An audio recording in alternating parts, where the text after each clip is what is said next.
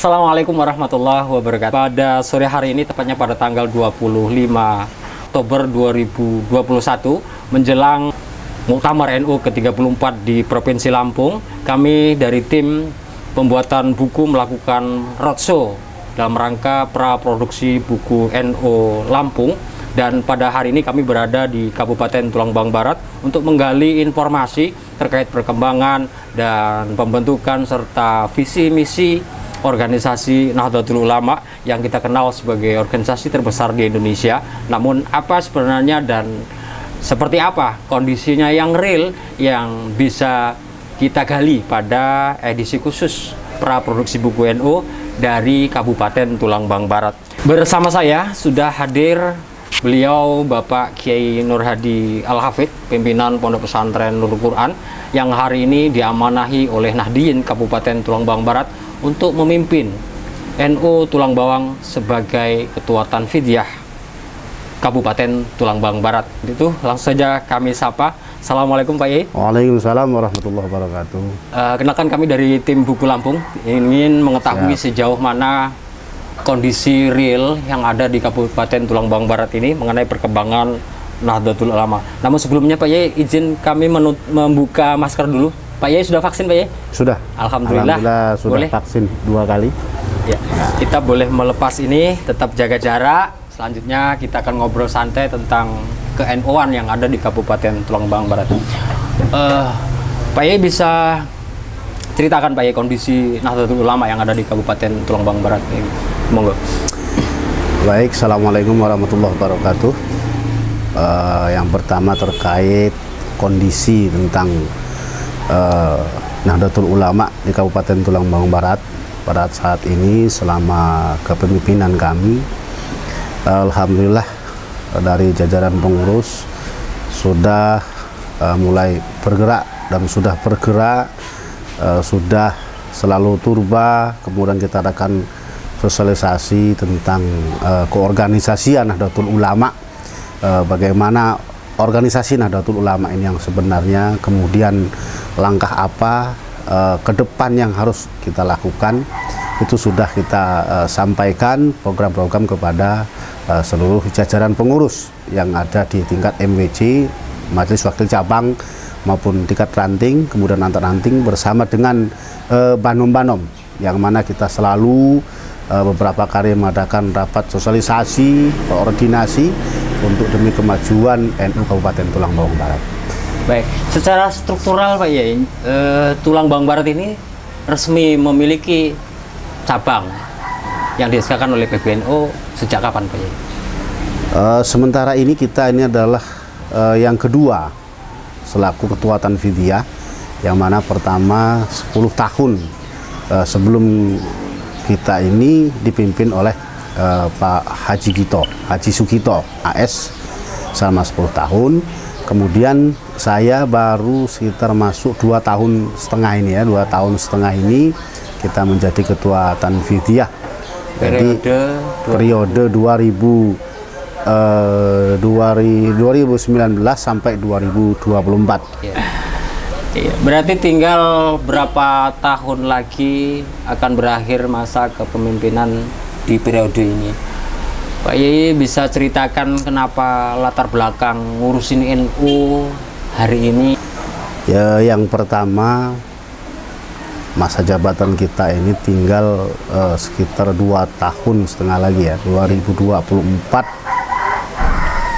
bulan Maret, kalau enggak April itu kita sudah kompercap kembali, pemilihan kembali untuk masa periode kedua selanjutnya. Yang mendasari saya untuk maju menjadi ketua NU, ingin berkhidmat di NU, kemudian ingin membesarkan NU yang ada di Kabupaten Tulang Bawang Barat, mempersatukan warga Nahdien, memperkuat tali silaturahmi warga Nahdien. Itu yang membuat kita semangat untuk mencalonkan diri menjadi ketua NU. Kemudian juga memang ya kita adalah alumni dari Pondok Pesantren Tebu Ireng Jombang. Kebetulan di Madrasatul Quran, di Madrasatul Quran itu saya di sana selama 4 tahun Dan ketika saya menghafal Quran pun saya selalu di Makbaroh Mbah Hasyim Asy'ari. 4 tahun di sana, kemudian saya pindah ke Bendung Rejo Jogoroto, masih Jombang juga, terhadap asuhan Pak Kiai Haji Komari Soleh, yang mana Pak Kiai Komari Soleh ini adalah salah satu murid dari kesayangan Mbah Abdul Hamid Pasuruan. Beliau adalah murid dari Mbah Hamid Pasuruan, dan saya adalah murid Mbah Kiai Komari yang insya Allah secara sanad keilmuan, baik sanad Al-Quran pun kita memang nyambung kepada termasuk salah satunya Mbah Hamid Pasuruan. Kemudian sanad Al-Quran pun kita ke Mbah Kiai Adlan Ali, Mbah Kiai Yusuf Masar, yang mana Mbah Kiai Yusuf Masar pun beliau seorang hafal Quran usia 13 tahun. Pada waktu itu beliau hafal Quran usia 13 tahun yang diminta oleh Mbah Hasyim Asy'ari. Karena Mbah Hasyim Asy'ari ini setiap ngimami selalu pegang Quran. Jadi setiap ngimami beliau ngambil Quran, membaca Al-Quran. Sehingga beliau kepingin yang ngimami ini orang hafal Quran. Nah, pada waktu itu guru saya Kiai Haji Yusuf Masar Al-Maghfurullah, beliau usia 13 selesai menghafal Quran. Kemudian dimintalah untuk mendirikan khusus Madrasatul Quran Tebu Ireng Jombang. Jadi ini memang perintah dari Mbah Hasyim. Salah satunya adalah permintaan dari Mbah Hasyim Asy'ari, yang kepingin orang-orang yang menjadi imam itu adalah orang-orang yang hafal Al-Quran. Nah, karena kita memang santri Mbah Hasyim Asy'ari, ya kita maju untuk bagaimana melanjutkan estafet perjuangan ulama-ulama, para muassis Nahdlatul Ulama, yang mana Mbah Hasyim Asy'ari sebagai Rais Akbar, kita sebagai santrinya, dan kepingin selalu diakui menjadi santri Mbah Hasyim Asy'ari. Saya kira seperti itu. Iya. Terus mendapatkan anugerah dari Allah Subhanahu wa taala, mendapatkan pangkat sebagai Al-Hafidh, penjaga Al-Qur'an, itu di mana dan siapa yang paling berjasa itu, Pak Yai? Pada waktu itu memang pesan orang tua saya terhadap adik kandungnya, berpesan kalau saya meninggal dunia, kebetulan saya kembar. Kembaran saya juga ketua PCN Waikanan. Ya. Jadi pesan bapak, pokoknya anak 2 kembar ini harus bisa ngaji. Jadi pada waktu itu kita memang pesannya harus bisa ngaji. Nah, ketika kita kebetulan sepupu saya pun yang namanya Dr. Andes Bakrudin Arta, yang ada di jajaran Suriah Waikanan, itu alumni Tebu Ireng selama 15 tahun. Nah, sehingga saya dibawalah ke sana. Nah, ternyata kembali kepada sejarah, ternyata orang tua saya itu punya guru. Guru orang tua saya itu di Jombang, Jawa Timur, yang dikasih tahu adalah Jalan Kauman. Nah, makanya kenapa saya kok bisa ada di Pondok di Tebu Ireng. Karena memang dari nasab keilmuan orang tua saya pun, walaupun asli secara suku adalah Banten, tapi orang tua saya juga punya guru adalah orang Jombang. Nah, ini yang membuat kami bisa dimasukkan di Madrasatul Quran. Padahal dulu ketika masuk ke sana belum ada cita-cita kita menghafal Quran. Tapi kok ngeliat orang ini kok ngaji kok enak amat, nggak ngilat Quran. Kok sampai ada yang canet cacat netra itu bisa hafal Quran. Nah, kita tergugah. Lah, orang canet bisa ngapal Quran, lah kita yang melek masa enggak. Nah, pada waktu itu sehingga kita mulailah menghafal Quran. Tapi di Madrasatul Quran saya tidak selesai, kemudian saya menyelesaikannya di Pondok Pesantren Nurul Quran Bendung Rejo Jogoroto Jombang. Nah, itu yang membuat kita abadikan menjadi Nurul Quran ini. Ya, sehingga pondok ini pun yang di Dayamuni kita ittiba ya, ikut kepada guru Pondok Pesantren Nurul Quran. Dan sebelum ini pun kita namakan Nurul Quran, saya sudah sowan ke sana meminta izin rekomendasi untuk mendirikan Pondok Pesantren Nurul Quran. Alhamdulillah dikasih izin, sehingga pondok kita pun Pondok Pesantren Nurul Quran. Nah, itu harapan kita, Al-Quran ini menjadi cahaya, selalu bisa menjadi cahaya dan mencahayai ya lingkungan yang ada khususnya di Kabupaten Tulang Bawang Barat ini. Itu yang memotivasi kita waktu itu kepingin ngapal Quran, karena memang ya sepertinya orang hafal Quran itu memang mudah-mudahan betul-betul pilihan Allah gitu ya. Amin. Dan mudah-mudahan kita bisa selalu menjaga hafalan, ya bisa selalu istiqomah untuk membaca Al-Quran. Amin. Ya, itu saya kira. Oke, pemirsa, tadi sedikit sisi lain dari beliau, latar belakang tentang ke-NO-an, kenapa hari ini beliau pantas dan dipercaya oleh Nahdien Kabupaten Tulang Bawang Barat untuk memimpin Nahdlatul Ulama di periode 2021 2024. Nah. Sisi lain Pak Yai dari Pak Yai Nur Hadi Al-Hafidh ini, selain Pak Yai Pondok Pesantren Nurul Quran, Ketua Nahdlatul Ulama, apalagi yang bisa disebutin kepada pemirsa kita? Sementara ini kita juga masuk di jajaran pengurus Basnas ya. Badan Amil Zakat Nasional di Kabupaten Tulang Bawang Barat ini kita ketua di pendistribusian. Di distribusian ini kita membantu mendata gitu, mana masyarakat yang perlu dibantu oleh Basnas, masyarakat yang tidak mampu, orang-orang tua yang jompo, kemudian beasiswa pendidikan baik yang di sekolah maupun pesantren. Nah itu karena kenapa masuk di Basnas, karena di Basnas ini kita betul-betul ingin mengabdikan diri kita di NU pun kita sudah mewakafkan badan kita ini jiwa raga untuk NU. Nah di Basnas kita mewakafkan tubuh kita ini untuk membantu fakir miskin ya, orang yang susah, orang tua jompo yang sudah tidak mampu apa-apa, kita bantu di Badan Amil Zakat Nasional. Kemudian di Ketua FKPP pun kita sebagai wakil ketua 1 Forum Komunikasi Pondok Pesantren yang ada di Kabupaten Tulang Bawang Barat ini. Dan di MUI pun kita sebagai anggota di Kabupaten Tulang Bawang Barat. Saya kira itu. Ada prestasi yang luar biasa yang selama ini yang lain nggak dapat lah, tapi kita dapat. Ini dari Basnas dari pribadi Pak Yai Nur Hadi, prestasi apa yang pernah dicapai baik itu dalam segi keahlian atau mana di Quran ini yang aktif di STQ-nya? Ya sementara ini kita alhamdulillah di Kabupaten Tulang Bawang Barat kita juga menjadi Dewan Hakim Kabupaten Tulang Bawang Barat, kemudian kita juga menjadi Dewan Hakim Provinsi Lampung. Secara pribadi saya tidak masuk dalam struktur kepengurusan partai apapun, dan memang saya ingin bagaimana NU tidak terlalu masuk dalam partai, artinya kembali ke khitoh, sehingga NU ini kembali kepada pesantren,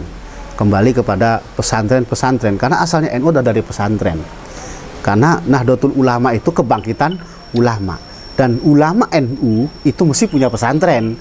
Nah jadi kita kembalikanlah NU ini ke pesantren.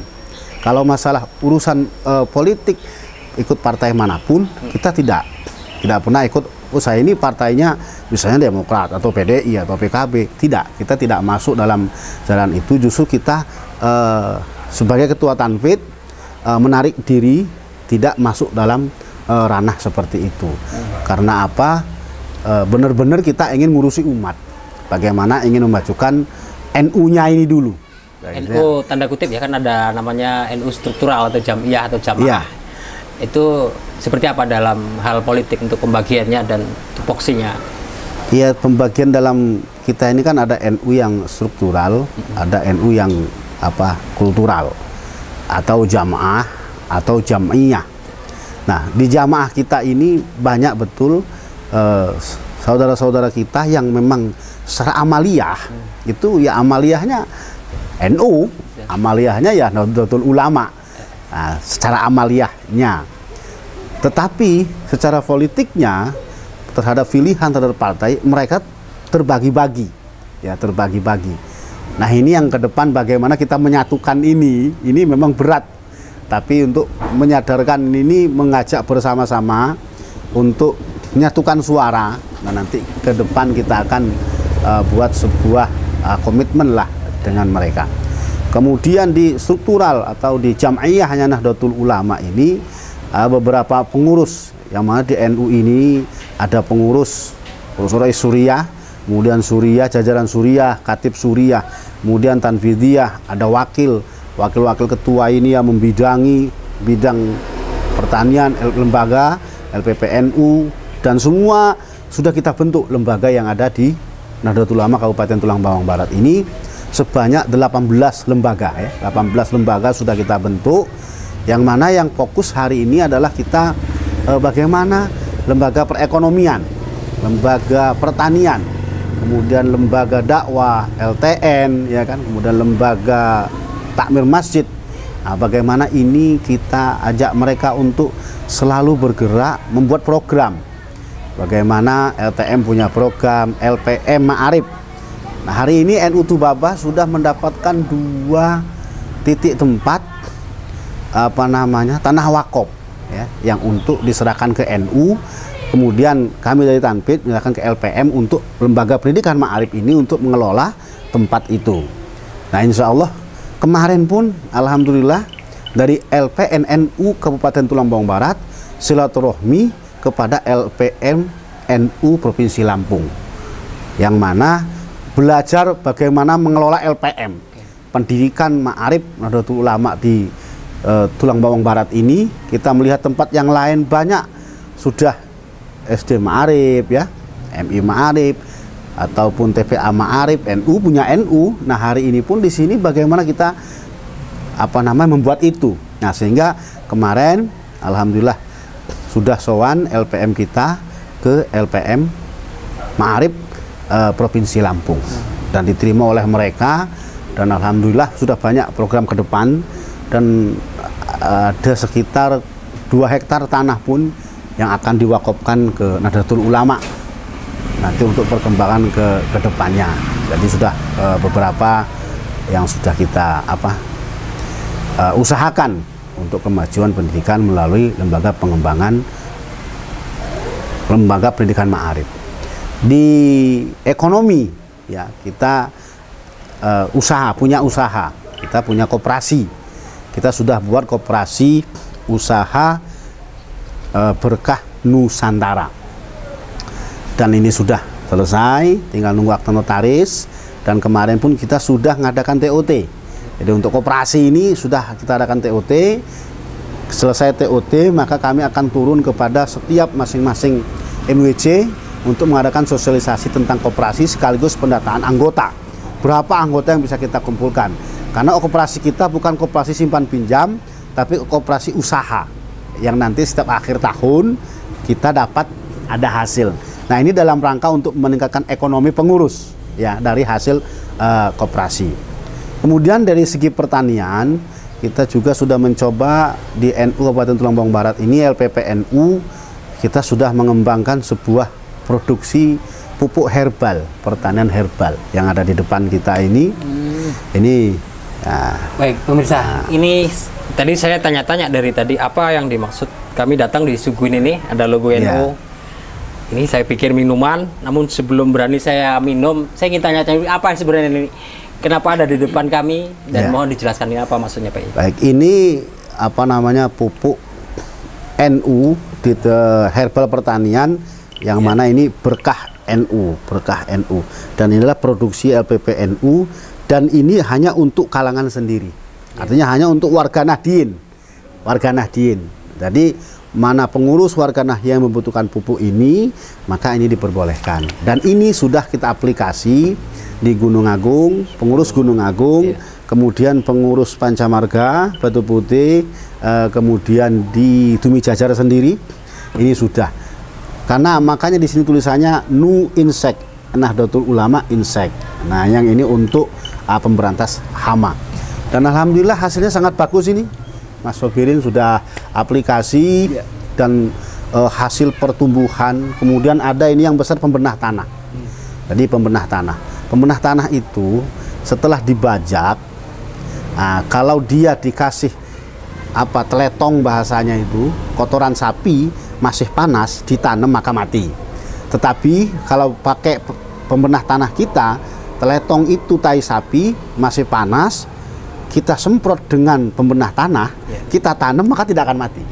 Nah, ini kelebihan daripada pupuk ini. Dan ini adalah pupuk herbal yang terbuat dari seperti kunyit, jahe, temulawak, temu ireng, kemudian pepaya yang ada di lingkungan kita.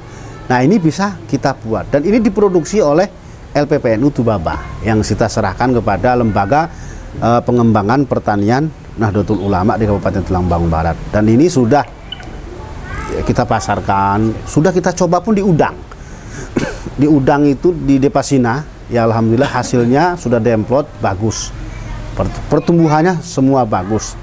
Alhamdulillah tidak mengecewakan. Nah, ini standarnya hanya untuk warga Nahdliyin yang membutuhkan. Artinya tidak sendiri dijual bebas. Artinya ini dipakai untuk kalangan sendiri. Tapi ada rencana ke depan?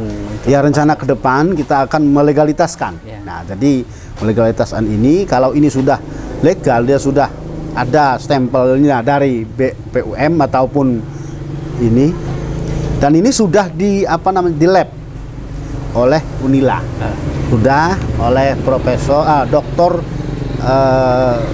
Hasan Basri, kalau tidak Saiful Bahri MSc, yang memang datang ke pesantren sini ketika kita adakan TOT tentang pertanian. Nah, ini semua sudah diuji lab dan memang hasilnya bagus semua. Dan yang sudah aplikasi pun menyatakan untuk pertumbuhan, pembuahan yang tadinya keriting, pakai ini tidak jadi keriting. Gitu. Nah, siapa tahu dari pemirsa semuanya tertarik, dan kebetulan Anda juga warga Nahdliyin yang pengen mendapatkan uji coba ini dari berkah NU. Bagaimana caranya, Pak? Ya, ini bisa menghubungi LPPNU, Lembaga Pengembangan Pertanian Nahdlatul Ulama, yaitu katanya Pak Supardiono. Tempatnya di Daya Asri, di sebelah Masjid Al Furqon, dekat Pak Yai Muslim. Ya. Bisa menghubungi ke sana untuk jika ada yang membutuhkan pupuk ini. Nah, dan kita insya Allah kembali lagi ini untuk kalangan sendiri warga Nahdliyin, karena hampir 80% ya, 75-80% kan warga kita ini kebanyakan adalah petani. Nah, makanya kenapa kita bagaimana mencoba untuk ada pupuk seperti ini, karena memang untuk membantu warga Nahdliyin ini supaya mereka itu hasilnya bagus tapi modalnya tidak terlalu banyak. Nah, gitu, seperti itu. Apakah ada motivasi dari NU untuk warga Nahdliyin ini beramal usaha secara ekonomi profit, Pak, selain Ibu Budiah? Ya, sementara ini kan di NU ini yang sudah berjalan dari awal adalah tentang amaliyah, ya, ubudiyah. Bagaimana ada manakiban, ada solawatan, kemudian ada yasinan, ada tahlilan, itu kan amaliyah Nahdlatul Ulama. Tapi tidak semua yang solawatan itu orang NU. Artinya belum tentu itu warga NU. Apalagi warga Nahdliyin Tulang Barat ya. Ya. Yang membedakan itu supaya kita tidak keliru ketemu dengan ini ternyata bukan orang kita gitu. Apa, Pak? Ya, yang membedakan itu kalau solawatannya sama ya, semua solawatannya sama. Mungkin dari tawasulnya ya, dari sanatnya ya, karena gini ya, kalau warga Nahdliyin ini kan sanatnya kan dari para yai ya, dari para kiai, yang mobil khusus dari muassis Nahdlatul Ulama, yang dari saya punya guru Pak Yai Komari, Pak Yai Komari punya guru Mbah Hamid, Pak Yai Komari punya guru Mbah Yai Adlan Ali, yang terkenal tidak pernah melihat langit, yang berjalan pun selalu menunduk. Nah, beliau pun disebut juga sebagai Lamim Ba'dil Aulia. Kemudian ya Yusuf Mashar. Nah, jadi sanad kita hatta Rasulullah Shallallahu Alaihi Wasallam sampai sanad Rasulullah. Sehingga amaliyah NU ini yang betul-betul yang sanadnya nyambung kepada Rasulullah. Jadi memang semua disiplin ilmu itu bagaimana harus digurukan, Mas Sopirin ya. Ya, kalau tidak digurukan itu ya bergurunya sama siapa, kan kira-kira seperti itu. Untuk mengetahui ini ada sanad dan tidak tadi ya, kita harus berguru dan benar-benar tanya kepada ya orang yang paham soal itu, artinya dijadikan guru kita. Gini, sholawat itu kalau Allah bersolawat kepada Nabi, karena itu rahmat Allah. Kalau innallaha malaikatahu, malaikat bersolawat kepada Rasulullah, itu memohonkan ampunan walaupun bagaimanapun, maghfirah. Nah, sedangkan kalau umat Muhammad bersolawat kepada Nabi itu karena memuliakan Nabi. Nah, ketika kita bersolawat itu kita memang betul-betul seorang umat Rasulullah yang memuliakan Rasulullah. Itu ada bedanya antara solawatnya kita dengan solawatnya Allah dengan solawatnya malaikat. Dan solawat yang asli itu adalah sallallahu ala Muhammad. Nah, kalau seperti sholawat asgil ya, sholawat Allahumma tibil kulu, itu masih dari ulama ataupun dari para wali-waliullah kita. yang dulu dibawa oleh para wali. Nah, seperti itu kira-kira. Iya. Kita kembali ke kondisi Tulang Bawang Barat. Ada berapa tadi? 18 lembaga ya? Iya. Mana di antara 18 ini yang menjadi pioner untuk ini loh, NU Tulang Bawang Barat itu yang akan kita unggulkan dari sekian 18 itu? Ya, sementara ini yang masih kita unggulkan ada di bidang ekonomi ya, ekonomi, kemudian dan pertanian. Kemudian kalau koperasi juga ini, ya ini buku koperasi. Ini persiapan untuk pembentukan koperasinya. Ini di bawah lembaga apa Pak? Ini di bawah lembaga ekonomi kan koperasi ya. Bawah ini pertanian ekonomi. Ya? Ini pertanian. Koperasi di bawah lembaga ekonomi, ini bawah lembaga pertanian. Jadi, karena kita harus memperbaiki ekonomi umat. Bagaimana umat ini yang selama ini mungkin NU itu seperti ini, nah ini kita rubah dengan NU usaha begitu ya. Tidak salah kita di NU kita usaha, kita dagang kan, karena bagaimanapun ya semua orang itu perlu untuk maisah ya, untuk kehidupan, sehingga menciptakan ini dan koperasi ini tujuannya bagaimana bisa membantu ekonomi kepengurusan ya melalui koperasi, yang mana usaha ini ada hasil nanti kita bagi pada seluruh anggota, yang mana anggotanya adalah pengurus MWC dan pengurus ranting. Nah, jadi sehingga pengurus ini ya punya ada hasil gitu dari, jangan kita hidup di dalam NU, tapi bagaimana kita menghidupkan NU dengan adanya usaha seperti ini. Baik, untuk mewujudkan itu tentunya tidak ringan ya. Ya, betul. Mencapai suatu tanda kutip ini Tubaba ini sukses gitu. Di sebalik Pak Yai, NU Tubaba itu ada sosok siapa saja selain sosok Pak Yai yang alumni Tubuh Ireng, yang juga pengasuh pondok pesantren, yang al-hafid, yang juga pejabat Basnas juga. Dalam struktur itu ada sosok siapa saja yang menentukan kesuksesan Tubaba ini? Ya salah satunya adalah sekretaris ya, ada sekretaris, kemudian dari jajaran Rois Suriah ya, jajaran Rois Suriah ya ada Imah. Bisa diperkenalkan sosok-sosok yang pertama ya Kiai Haji Marus Ali ya, selaku Rois Suriah, bagaimanapun ya pimpinan tertinggi di pengurusan cabang Nahdlatul Ulama Kabupaten Tulang Bawang Barat. Kemudian ada Tanfid gitu kan. Kemudian ada seperti Mbah Yai Latif Kudus. Mbah Latif Kudus ini bagaimanapun beliau sudah sepuh, dan beliau ini NU-nya dari zaman Tulang Bawang Barat sebelum menjadi Tulang Bawang Barat, masih Tulang Bawang. Mbah Yai Latif Kudus ini itu adalah sesepuhnya NU Tulen yang hari ini masih memimpin jamaah ya, sholawatan ya, bidaan ya, yang punya apa namanya sholawatan Kidung Wali Songo. Nah, itu beliau itu yang menghidupkan apa namanya amaliyah yang ada di Kabupaten Tulang Bawang Barat ini. Dalam struktural masuk di bagian, dan beliau dalam struktural adalah Wakil Suriah.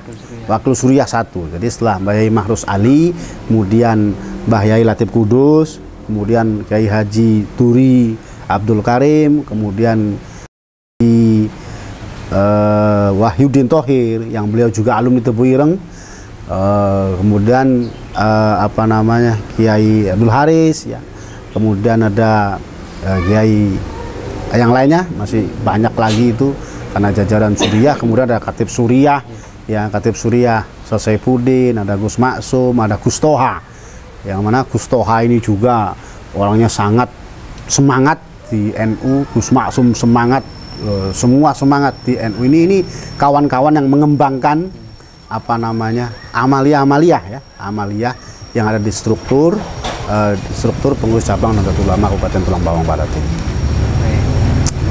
Kegiatan yang sudah dilakukan selama kurang lebih, apalagi di masa pandemi ini ya.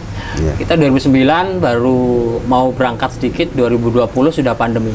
Kegiatan apa saja yang dilakukan oleh Nahdlatul Ulama selama pandemi ini? Ya, selama pandemi ini kita banyak melakukan apa namanya pelatihan kader penggerak ya, atau disebut dengan PKPNU. PKPNU ya, kami dengar itu ya. Seperti apa PKPNU itu Pak Yai? Dan dari PKPNU ini dalam rangka mencetak kader militan. Jadi ketika kita ngurusin NU, mereka ini siap ditugaskan, siap bekerja, kemudian siap bergerak. Nah, pelatihan kader penggerak Nahdlatul Ulama ini, pendidikan ya, bukan pelatihan, tapi pendidikan kader Nahdlatul Ulama ini tujuannya biar mereka memahami NU yang sebenarnya. NU ini apa? Sanatnya mana? Nah kan gitu. Sanatnya mana? Kemudian itu silsilahnya NU kayak apa? Kemudian bagaimana sejarahnya NU? Bisa berkembangnya NU dari awal bagaimana? Itu dijelaskan semua di masa pendidikan. Sehingga ini yang membuat mereka paham apa yang harus dilakukan sebagai kader gitu. Dan kader ini dibeat ya, disumpah, kemudian harus patuh terhadap pimpinan dalam rangka melaksanakan kebijakan-kebijakan, program-program dari pengurus cabang Nahdlatul Ulama, khusus ketua NU. Nah ini tujuannya adalah kader-kader ini untuk memperkuat barisan, ya, untuk membuat barisan di bawah ini dalam bergerak itu mereka bersama. Ini tujuannya. Kemudian karena banyak sekali warga kita ini NU, tetapi tidak memahami NU. Yo aku iki NU, yo kecilik yo NU, tapi lek ditanya NU itu yang kayak apa ya nggak ngerti. NU, landasan NU itu kan ada 3, makanya ini diadakan PKPNU itu harus ngerti landasannya. 1, amaliyah, fikroh, harokat. Nah kebanyakan kita ini hanya amaliyahnya, fikrohnya, pikirannya tidak NU. Nah kemudian harokat, amaliyahnya betul sama, tapi harokatnya, pergerakannya tidak membesarkan ahli sunnah wal jamaah. Nah ini yang banyak berkembang selama ini. Makanya tujuan kita diadakan PKPNU, semakin banyak yang di PKPNU kan, maka kan semakin banyak yang ngerti dan paham tentang Nahdlatul Ulama. Pada tanggal sekitar 12 ya, bulan yang lalu itu diadakan PKPNU di Lampung Timur. Itu khusus para kiai. Di khusus para kiai itu diadakan PKP. Jadi kiai pun kenapa harus PKPNU? Karena kiai belum tentu paham tentang belum NU, tentu. Ya? Memang amaliyahnya NU. Nah, gitu. Tapi dalam hal pergerakan, pola pikirnya itu belum tentu NU. Nah, tapi alhamdulillah setelah para kiai ini di PKPNU, mereka bergerak, mereka baru memahami betul-betul iki loh NU itu. Nah, sehingga mereka mau bergerak, mereka yang tadinya males-malesan sekarang alhamdulillah sudah. Nah, ini tujuan PKPNU. Ini memang program kita. Dan rencana kita kalau memang tidak ada halangan ke depan, ya tadinya kita target kita sampai 2024 itu kan 4.000-an kader kita. Karena di masa seperti ini ya kita tidak muluk-muluk, ya mungkin 2.000 kader lah ya. 2.000 kader. Amin, amin. Dan kita tahun depan kita sudah minta dengan instruktur PWNU untuk tubabah, kita minta 1 bulan 1 kali. Nah, karena sangat pentingnya PKPNU ini. Kemudian kalau MKNU itu nanti mungkin kita adakan selingan untuk MKNU, karena untuk kalau MKNU itu Madrasah Kader Nahdlatul Ulama ini bakal yang jadi pengurus itu harus punya legalitas dari MKNU juga. Walaupun sebenarnya di PKPNU sudah cukup, cuman alangkah bagusnya kalau dia juga ikut MKNU, selain itu nambah ilmu lah ya, nambah ilmu di MKNU. Saya kira itu program yang hari ini di NU. 2.000 kader. Nah, hari ini tentunya nggak boleh kita tahu jumlahnya secara pasti ya, tapi ancar-ancar udah berapa ribu kader yang hari ini siap perintah, siap gerak gitu Bapak ini. Ya sementara ini berapa persen dari angka 2.000? Ya paling kita sementara ini masih sekitar 30% lah. 30% kader Barat yang siap bergerak untuk Nahdlatul Ulama di bawah kepemimpinan Pak Yai Nur Hadi Al-Hafidh. Selanjutnya Pak Yai, tadi selain kader tadi, selain pengkaderan apa sih yang sudah kita lakukan? MKNU ya. MKNU. PKPNU, MKNU, kemudian kita pelantikan sudah. Raker sudah. Muskercap, Muskercap sudah. Yang sekarang kita lakukan sekarang ini ke depan ini dari hasil Muskercap itulah itu program kerja dari Ketua Tanfid yang harus dilaksanakan masa jabatan selama 5 tahun itu dari hasil Muskercap itu. Oke, 3 tahun 3 belakang yang sudah kita lakukan, karena kalau mau ngadain acara secara besar kita terkendala dengan kondisi COVID seperti ini. Kalau tidak, wah luar biasa tuh Bapak ini. Yang selanjutnya, kegiatan paling besar di antara 3 tadi atau di antara beberapa tadi apa event yang bisa kita sebutin?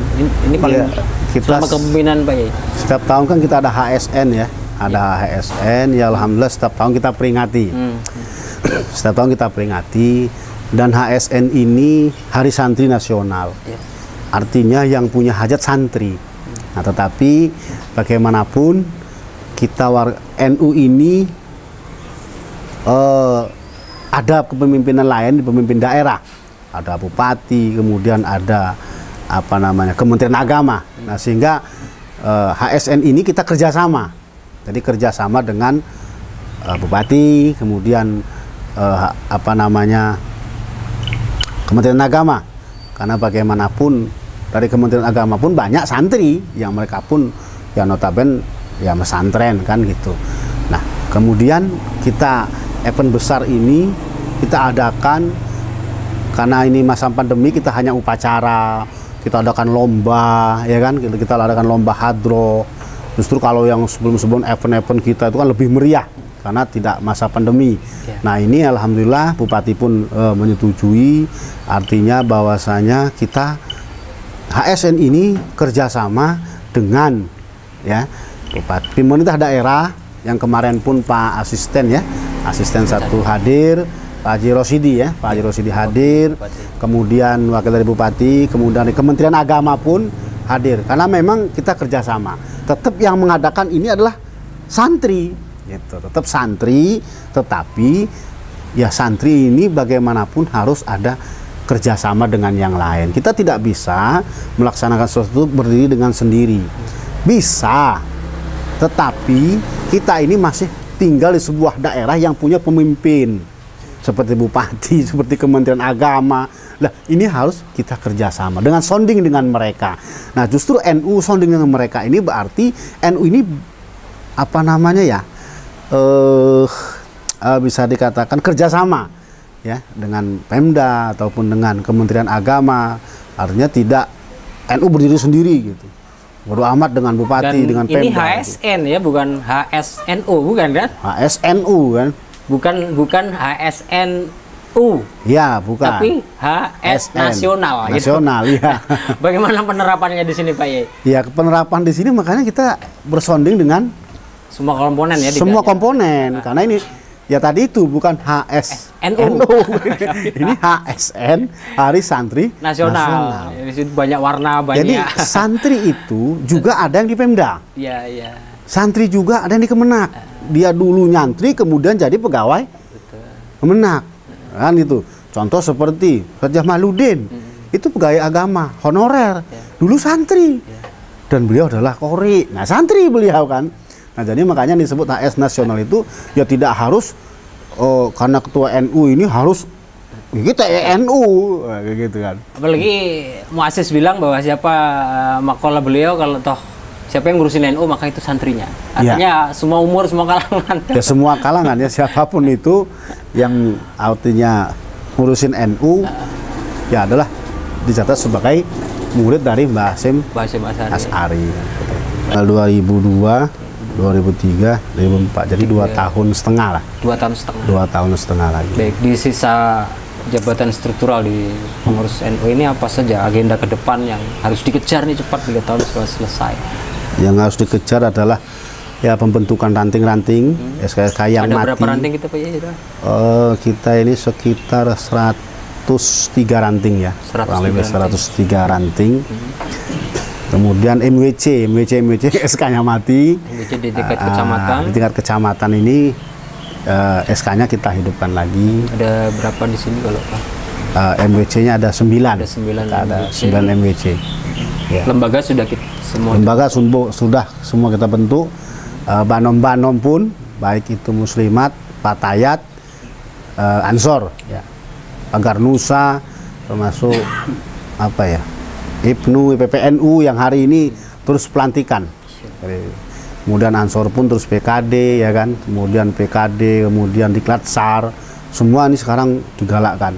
Kemudian kemarin pelantikan Pagar Nusa ya, Pagar Nusa, pembaiatan Pagar Nusa, alhamdulillah sudah kita laksanakan semua. Insya Allah mudah-mudahan ke depan harapan kita ini NU Tubaba semakin solid, kemudian semakin berkembang, kemudian warga Nahdlinya memahami apa itu NU yang sebenarnya. Ya. Kantor kita mungkin ada mau diselesaikan tahun ini atau itu biar tahun depan lah, gak sakit. Insya Allah NU kita, kantor NU kita akan kita selesaikan tahun 2022. Mudah-mudahan nanti tahun 2022 itu kita lanjutkan pembangunannya. Yang hari ini pun lantai 1 sudah. Nah, tinggal kita mau naik lantai 2. Tahun 2022 nanti kita selesaikan pembangunan kantor ini 2 lantai. Ya, karena 2 lantai tinggal luang aula di atas itu yang untuk rapat-rapatnya. Nah, itu kemudian terasnya. Itu yang ke depan program kita ini, bagaimana kantor ini selama masa jabatan saya harus selesai. Nilainya berapa Pak? Target finishing berapa itu? Sebetulnya ada donatur dari pemirsa kita yang ingin nyumbang untuk kemajuan Tubaba. Untuk finishingnya ini ya sekitar kurang lebih 400 juta lagi. 400 juta lagi. Itu finishing atas, kemudian dengan terasnya ke depan. Ya, kalau semua pintu kaca sudah selesai semua, keramik sudah semua bawah itu ya. Tinggal atas saja itu. Kita naikin ke atas. Mudah-mudahan kalau 400 juta itu saya yakin selesai. Kantor ini 2022. Paling lambatnya nanti 2023 kalau sudah selesai. Iya, menurut informasi kami bahwa tanah dan bangunan tempat lokasi hari ini adalah wakaf dari almarhum Pak Yai Sutarno ya. Sutarno ya. Kayaknya moga berkah, kita kirim Fatihah duluan beliau, mudah-mudahan di ala hadini ya khusnul Fatihah tu hadiyatan khusul ruhi bahwa Sutarno. Al-Fatihah. Bismillahirrahmanirrahim. Iya, nabal wa iya nas.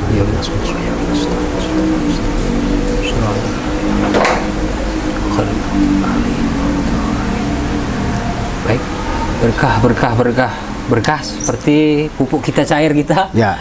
NU Berkah ada 2 target Pak ya, struktural tadi dari mulai ranting sampai tingkat lembaga sampai MBC terselesaikan. Yang kedua adalah secara fisik kantor NU harus selesai selama 3 tahun ini. Ya. Ada tambahan lagi Pak ya target? Sebanyak-banyaknya mungkin, masa hanya 2? Ya, kalau target itu gini. Iya. Saya prinsipnya begini, semua kita jalani, nanti program ke depan, karena gini, pupuk ini harus jalan dulu, koperasi ini harus jalan dulu, kantor bagaimana harus jalan dulu. Jadi kita tidak bisa 10 program ini, jadi kita ini yang sifatnya pastawa. Kalau bahasa Quran itu pastawa itu naik dengan pelan-pelan. Jadi semua ini kita usahakan dengan pelan-pelan, tapi nanti ibarat pohon itu akan semakin tinggi. Karena begini, kalau kita langsung semakin tinggi, nah justru ambruknya juga semakin cepat. Meskipun nanti di periode berikutnya, misalnya bukan lagi kita jajaran ini yang mungkin ini tetap akan terus berkelanjutan. Iya, tetap akan terus berkelanjutan. Baik. Demikian pemirsa se-Antero Nusantara mungkin yang menyaksikan dari perbincangan kami di pengurus cabang Nahdlatul Ulama Kabupaten Tulang Bang Barat. Yang terakhir Pak Yai, ini berkaitan dengan hajat besar keluarga besar Nahdlatul Ulama Indonesia yang kita tahu pada tanggal 23 Desember Pak ya. Iya, betul. Lampung dipercaya menjadi tuan rumah event akbar yang belum tentu 5 abad kemudian akan kembali dipercaya menjadi tempat itu. Nah, momen spesial itu seperti halnya kami ingin menulis dan mengabadikan dalam bentuk buku NU Lampung. Wajah Lampung nanti akan kita coba berikan, akan gambarkan dalam bentuk tulisan.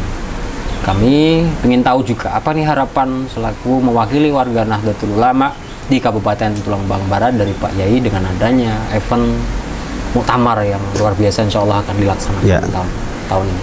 Ya, muktamar ini adalah sebuah event yang besar, yang semua warga Nahdliyin itu ingin bisa hadir, ikut berkontribusi, dan kita merasa senang dengan adanya muktamar ini. Ya, harapan kita nanti di muktamar ini bisa memunculkan ide-ide yang bagus, ide-ide yang baik dari program-program yang ke depan yang baik. Kemudian ketua yang terpilih yang baik, yang mungkin lebih baik, yang bisa membawa NU ke depan ini lebih baik, lebih berwibawa, lebih bermartabat gitu, lebih bisa punya sesuatu yang ya disegani lah NU-nya. Kita besar bukan hanya sebuah nama besar, tapi kita besar memang betul-betul kita adalah besar, bukan hanya sebuah nama besar, tapi kita besar yang sesungguh-sungguhnya kita adalah NU-nya besar. Ke depan harapan kita siapapun yang jadi ketua NU PBNU nanti di muktamar itu, harapan kita bisa membesarkan NU yang besar, tidak seperti NU itu besar tapi tidak besar, dalam pengertian bahwasanya benar-benar NU ini besar, tapi besar yang tidak, yang kelihatan. Ada yang besar tapi tidak kelihatan, nyumput dianya. Nah, kira-kira gitu, seperti itu. Ya, terima kasih. Iya, demikian pemirsa, kita dibatasi oleh durasi, namun pada durasi akhir ini kesempatan istimewa kami ketemu dengan langsung simbol Nahdlatul Ulama di Kabupaten Tulang Bawang Barat, Bumi Ragem Saya Mengewawai. Atas nama tim kru rabat kerja tim buku Nahdlatul Ulama Provinsi Lampung, kami mohon doanya Pak ya untuk mengakhiri perbincangan kita. Dan kalau toh ada pertanyaan-pertanyaan yang masih belum diharapkan muncul pada hari ini dari perbincangan kami, bisa komentar di bawah ya. Di bawah ini bisa komentar di sini, nanti insya Allah tim kami akan menjawab di kemudian hari. Semoga Pak ya. Allahumma salli ala sayyidina Muhammad wa ala alihi wa sahbihi wa barik wa sallim ajma'in. Alhamdulillahi rabbil alamin. Amin. Anda yuhafi ni'amahu wa yukafi mazidahu ya Allah ya Rabbana wa lakal hamdu kama yanbaghi li jalika wa azimi sultani. Amin. Allahumma salli ala sayyidina Muhammad. Amin. Salatan tuballighuna ya Allah biha kullal maqsud. Ya Jawad ya Ma'bud ya Rahimu ya Wadud bi rahmatika ya arhamar rahimin. Allahumma inna nas'aluka taysir fi kulli asir fa inna taysir fi kulli asir alayka sahlu yasir. Rabbi yasir wa la tu'assir rabbi tammim lana bil khair. Allahumma ja'al jam'ana jam'ana marhuma wa tafarraqan min rahmatika ya arhamar rahimin. Allahumma sallimna min kulli bala'i dunya wa azabil akhirah. Bana ya Allah atina fid dunya hasanah wa fil akhirati hasanah wa qina azaban nar. Sallallahu ala sayyidina Muhammad wa alihi washabihi barik wa sallim ajmain. Alhamdulillahirabbil alamin. Alhamdulillahirabbil alamin. Demikian pemirsa perbincangan kita bersama dengan Ketua Nahdlatul Ulama Kabupaten Tulang Bawang Barat. Kami segenap tim kerja dan khususnya tim pendokumentasian pada sore hari ini yang terlibat. Kami ucapkan terima kasih kepada tim Lampung Visual. Semoga apa yang kita produksi hari ini membawa kemanfaatan bagi pemirsa umumnya menjelang Muktamar NU ke-34. Saya Ahmad Sobirin mewakili tim kerja mengucapkan wallahul muwaffiq ila aqwamit thoriq. Assalamualaikum warahmatullahi wabarakatuh. Waalaikumsalam warahmatullahi wabarakatuh.